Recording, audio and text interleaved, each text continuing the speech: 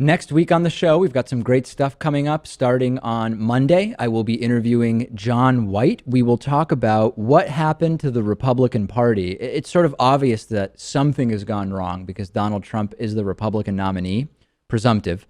But John White actually argues that the unraveling of the Republican Party dates all the way back to George W. Bush's presidency, to the failed attempt by Mitt Romney to be elected. And he is making the case that Trump is just the cherry on top rather than the start of the implosion of the Republican Party.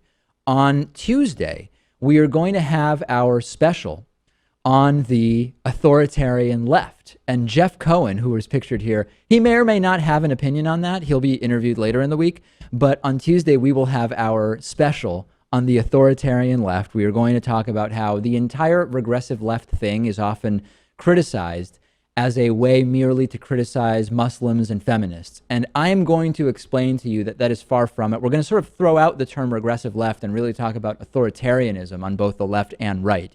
And then later in the week, Jeff Cohen is going to join me. And Jeff Cohen has been talking about how MSNBC, in his view, is decidedly moving to the right.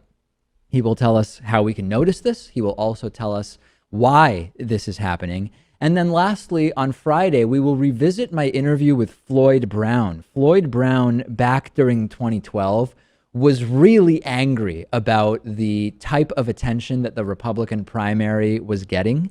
And we are going to revisit that interview. And I think when we hear what Floyd Brown had to say 4 years ago and think about the 2016 Republican primary, we're all going to quickly realize that Floyd Brown would be, if he were still doing interviews, and we've not been able to get a hold of him, he would probably be pretty upset with how media has covered the 2016 Republican primary. I would argue rightly so, because it's been a freak show. If you have any questions for next week's guest, or you have guests you would like me to interview, let me know and we'll try to get them booked.